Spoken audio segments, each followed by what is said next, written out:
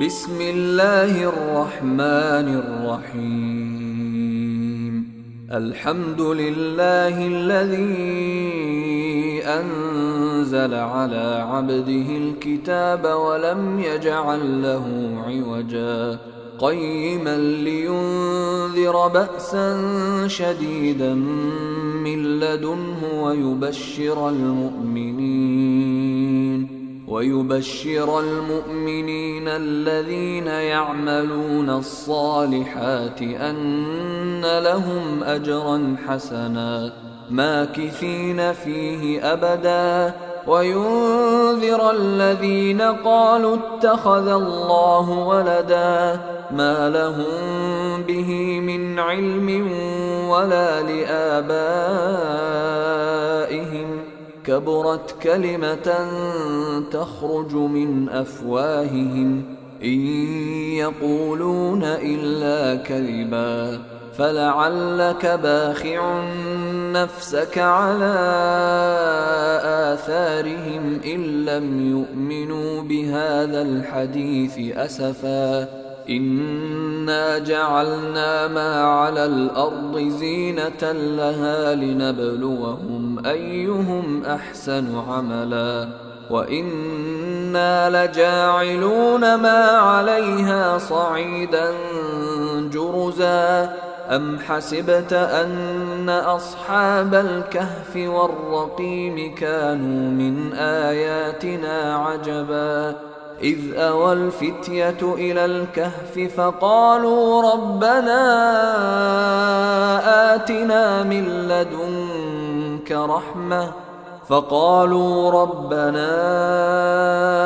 آتنا من لدنك رحمة وهيئ لنا من أمرنا رشدا فضربنا على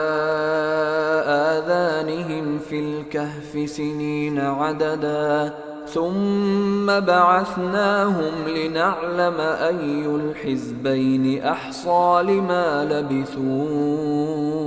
أمدا نحن نقص عليك نبأهم بالحق إنهم فتية آمنوا بربهم وزدناهم هدى وربطنا على قلوبهم إذ قاموا فقالوا ربنا رب السماوات والأرض لن ندعو من دونه إلها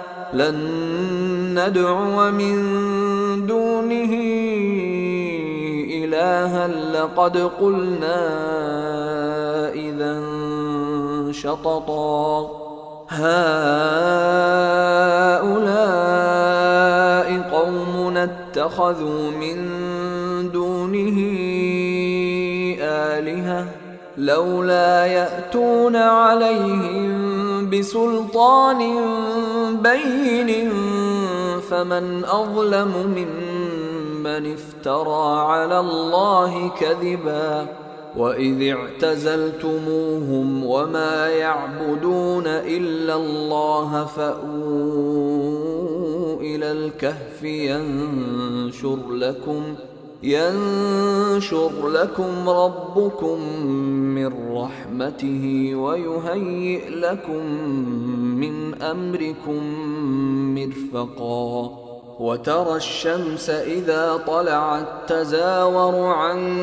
كهفهم ذات اليمين وإذا غربت تقرضهم ذات الشمال وهم في فجوة منه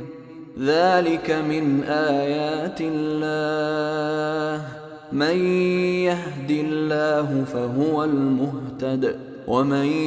يضلل فلن تجد له وليا مرشدا وتحسبهم أيقاظا وهم رقود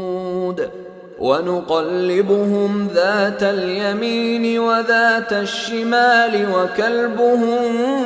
باسط ذراعيه بالوصيد لو اطلعت عليهم لوليت منهم فرارا ولملئت منهم رعبا وكذلك بعثناهم ليتساءلوا بينهم قال قائل منهم كم لبثتم قالوا لبثنا يوما أو بعض يوم قالوا ربكم أعلم بما لبثتم فابعثوا أحدكم بورقكم هذه إلى المدينة فلينظر أيها أزكى طعاما فليأتكم برزق منه وليتلطف ولا يشعرن بكم أحدا إنهم إن يظهروا عليكم يرجموكم أو يعيدوكم في ملتهم ولن تفلحوا إذا أبدا وكذلك أعثرنا عليهم ليعلموا أن وعد الله حق وأن الساعة لا ريب فيها إذ يتنازعون بينهم أمرهم فقالوا ابنوا عليهم بنيانا ربهم أعلم بهم قال الذين غلبوا على أمرهم لنتخذن عليهم مسجدا سيقولون ثلاثة رابعهم كلبهم ويقولون خمسة سادسهم كلبهم رجما بالغيب ويقولون سبعة وثامنهم كلبهم قل ربي أعلم بعدتهم ما يعلمهم إلا قليل فلا تمار فيهم إلا مراء ظاهرا ولا تستفت فيهم منهم أحدا ولا تقولن لشيء إني فاعل ذلك غدا إلا أن يشاء الله واذكر ربك إذا نسيت وقل عسى أن يهديني ربي لأقرب من هذا رشدا ولبثوا في كهفهم 300 سنين وازدادوا 9 قل الله أعلم بما لبثوا له غيب السماوات والأرض أبصر به وأسمع ما لهم من دونه من ولي ولا يشرك في حكمه أحدا واتل ما أوحي إليك من كتاب ربك لا مبدل لكلماته ولن تجد من دونه ملتحدا واصبر نفسك مع الذين يدعون ربهم بالغداة والعشي يريدون وجهه ولا تعد عيناك عنهم تريد زينة الحياة الدنيا ولا تطع من أغفلنا قلبه عن ذكرنا واتبع هواه وكان أمره فرطا وقل الحق من ربكم فمن شاء فليؤمن ومن شاء فليكفر إنا أعتدنا للظالمين نارا أحاط بهم سرادقها وإن يستغيثوا يغاثوا بماء كالمهل يشوي الوجوه بئس الشراب وساءت مرتفقا إن الذين آمنوا وعملوا الصالحات إنا لا نضيع أجر من أحسن عملا أولئك لهم جنات عدن تجري من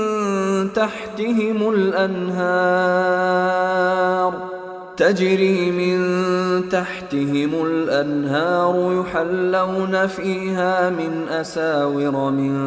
ذهب ويلبسون ثيابا خضرا من سندس واستبرق متكئين فيها على الأرائك نعم الثواب وحسنت مرتفقا واضرب لهم مثل الرجلين جعلنا لأحدهما جنتين من أعناب وحففناهما بنخل وجعلنا بينهما زرعا كلتا الجنتين آتت أكلها ولم تظلم منه شيئا وفجرنا خلالهما نهرا وكان له ثمر فقال لصاحبه وهو يحاوره أنا أكثر منك مالا وأعز نفرا ودخل جنته وهو ظالم لنفسه قال ما أظن أن تبيد هذه أبدا وما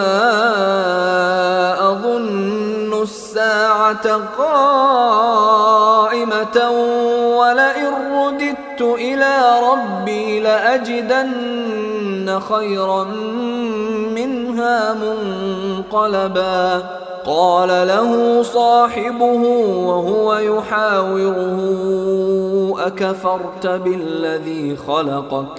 أكفرت بالذي خلقك من تراب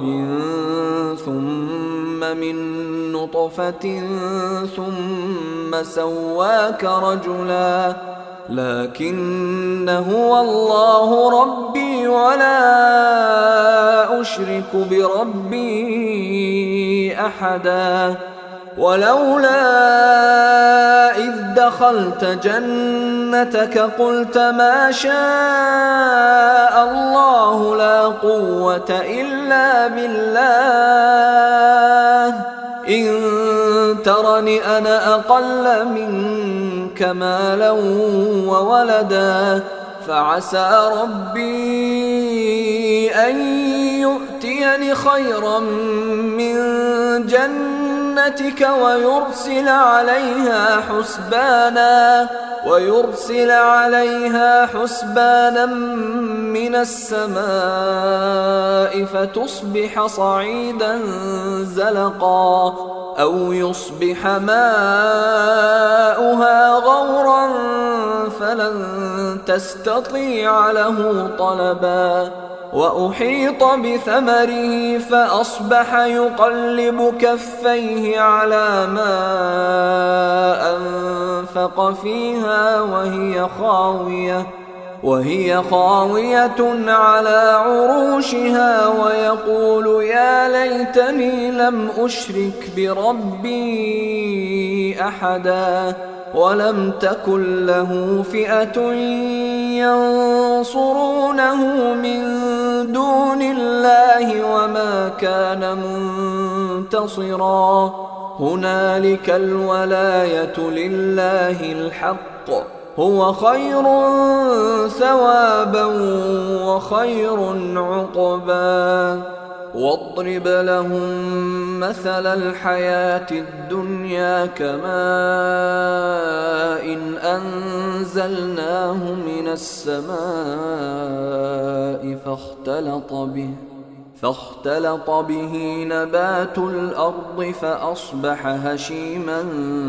تذروه الرياح وكان الله على كل شيء مقتدرا.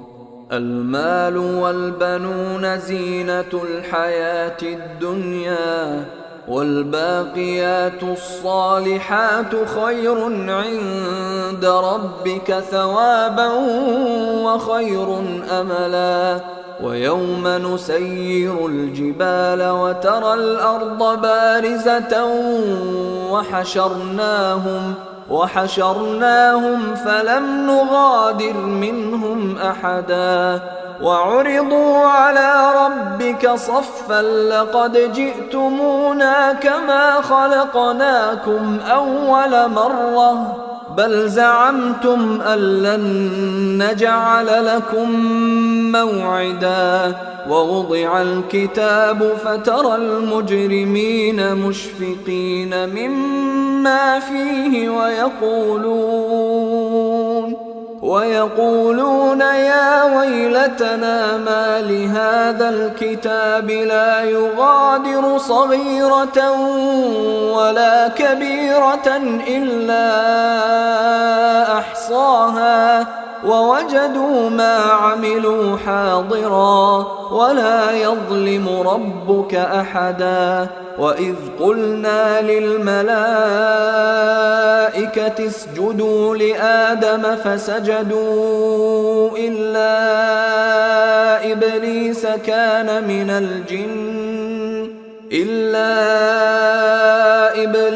كان من الجن ففسق عن أمر ربه أفتتخذونه وذريته أولياء من دوني وهم لكم عدو بئس للظالمين بدلا. ما أشهدتهم خلق السماوات والأرض ولا خلق أنفسهم وما كنت متخذ المضلين عضدا. ويوم يقول نادوا شركائي الذين زعمتم فدعوهم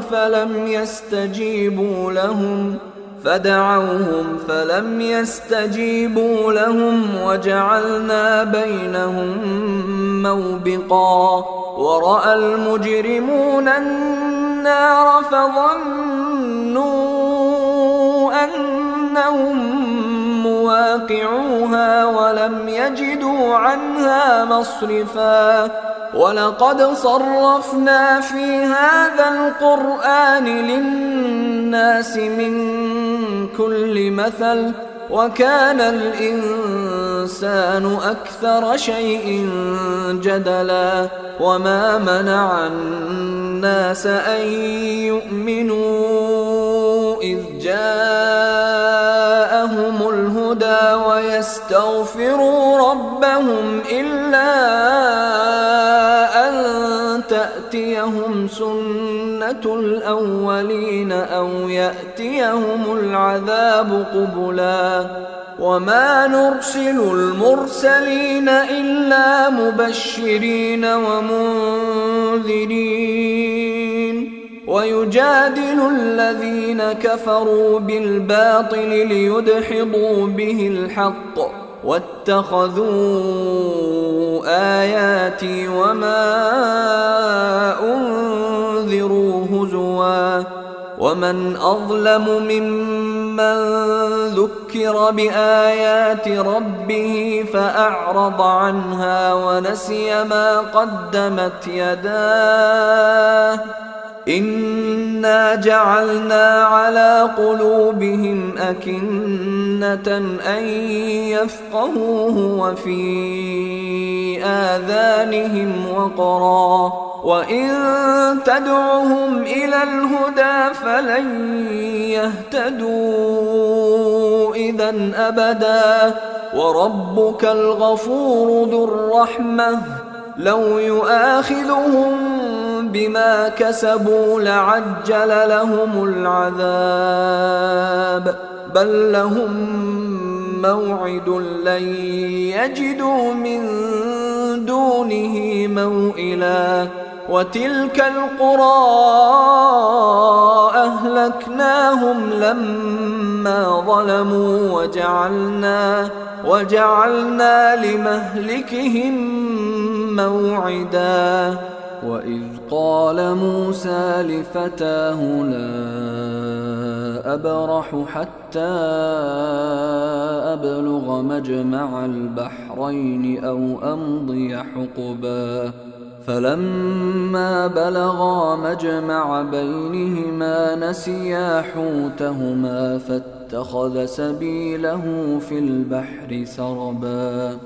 فلما جاوزا قال لفتاه آتنا غداءنا لقد لقينا من سفرنا هذا نصبا قال أرأيت إذ أوينا إلى الصخرة فإني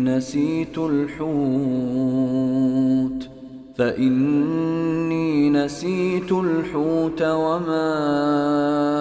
أنسانيه إلا الشيطان أن أذكره واتخذ سبيله في البحر عجبا قال ذلك ما كنا نبغي فارتدا على آثارهما قصصا فوجدا عبدا من عبادنا آتيناه رحمة من عندنا وعلمناه من لدنا علما قال له موسى هل أتبعك على أن تعلمني مما علمت رشدا قال إنك لن تستطيع معي صبرا وكيف تصبر على ما لم تحط به خبرا قال ستجدني إن شاء الله صابرا ولا أعصي لك أمرا قال فإن اتبعتني فلا تسألني عن شيء حتى أحدث لك منه ذكرا فانطلقا حتى إذا ركبا في السفينة خرقها قال أخرقتها لتغرق أهلها لقد جئت شيئا إمرا قال ألم أقل إنك لن تستطيع معي صبرا قال لا تؤاخذني بما نسيت ولا ترهقني من أمري عسرا فانطلقا حتى إذا لقيا غلاما فقتله قال أقتلت نفسا زكية بغير نفس قال أقتلت نفسا زكية بغير نفس لقد جئت شيئا نكرا قال ألم أقل لك إنك لن تستطيع معي صبرا قال إن سألتك عن شيء بعدها فلا تصاحبني قد بلغت من لدني عذرا فانطلقا حتى إذا أتيا أهل قرية استطعما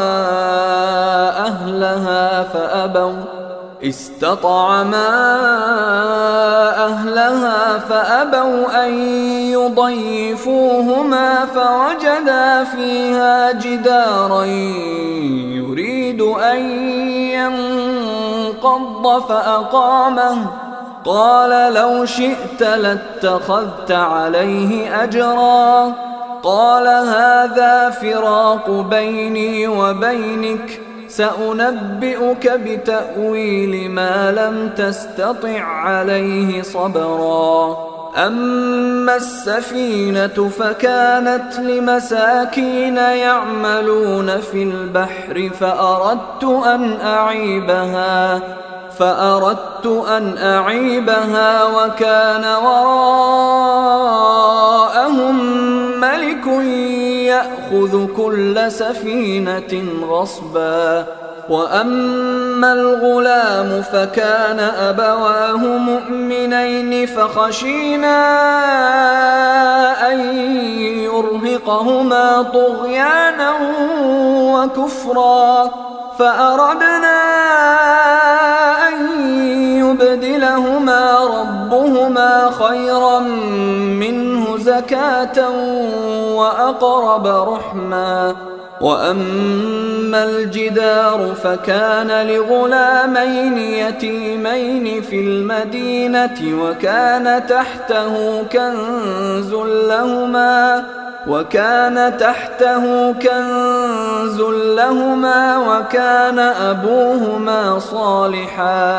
وكان أبوهما صالحا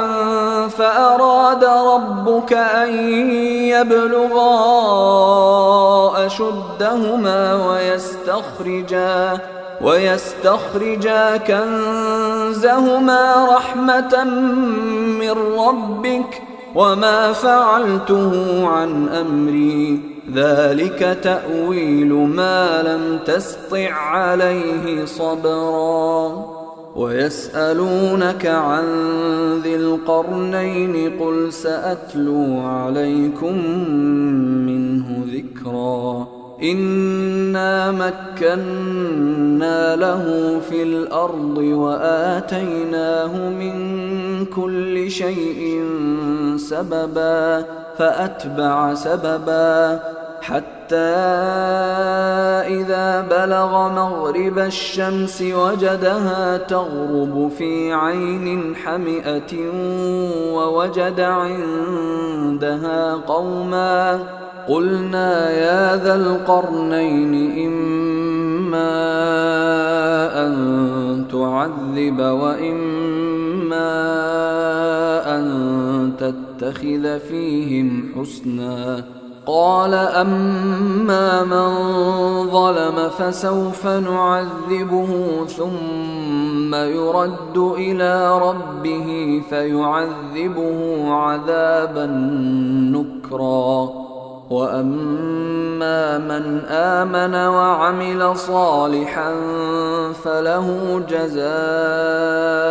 الحسنى وسنقول له من أمرنا يسرا ثم أتبع سببا حتى إذا بلغ مطلع الشمس وجدها تطلع على قوم لم نجعل لهم من دونها سترا كذلك وقد أحطنا بما لديه خبرا ثم أتبع سببا حتى إذا بلغ بين السدين وجد من دونهما قوما لا يكادون يفقهون قولا قالوا يا ذا القرنين إن يأجوج ومأجوج مفسدون في الأرض فهل نجعل لك خرجا على أن تجعل بيننا وبينهم سدا قال ما مكني فيه ربي خير فأعينوني بقوة أجعل بينكم وبينهم ردما آتوني زبر الحديد حتى إذا ساوى بين الصدفين قال انفخوا حتى إذا جعله نارا قال آتوني أفرغ عليه قطرا فما استطاعوا أن يظهروه وما استطاعوا له نقبا قال هذا رحمة من ربي فإذا جاء وعد ربي جعله دكا وكان وعد ربي حقا وتركنا بعضهم يومئذ يموج في بعض ونفخ في الصور فجمعناهم جمعا وعرضنا جهنم يومئذ للكافرين عرضا الذين كانت أعينهم في غطاء عن ذكري وكانوا لا يستطيعون سمعا أفحسب الذين كفروا أن يتخذوا عبادي من دوني أولياء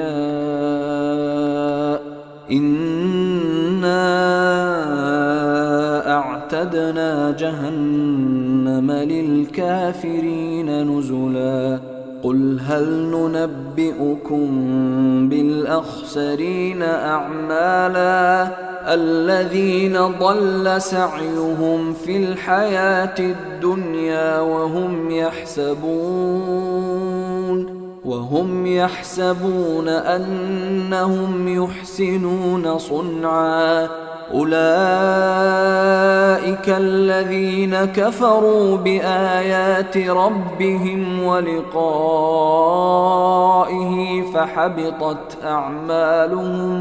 فحبطت أعمالهم فلا نقيم لهم يوم القيامة وزنا ذلك جزاؤهم جهنم بما كفروا واتخذوا آياتي ورسلي هزوا إن الذين آمنوا وعملوا الصالحات كانت لهم جنات الفردوس نزلا خالدين فيها لا يبغون عنها حولا قل لو كان البحر مدادا لكلمات ربي لنفد البحر قبل أن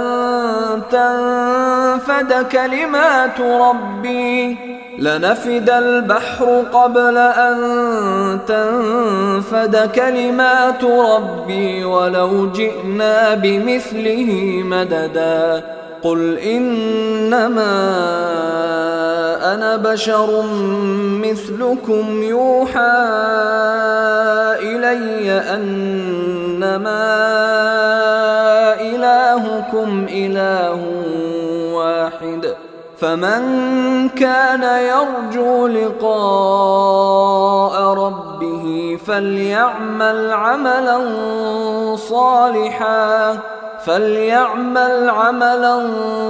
صالحا ولا يشرك بعبادة ربه أحدا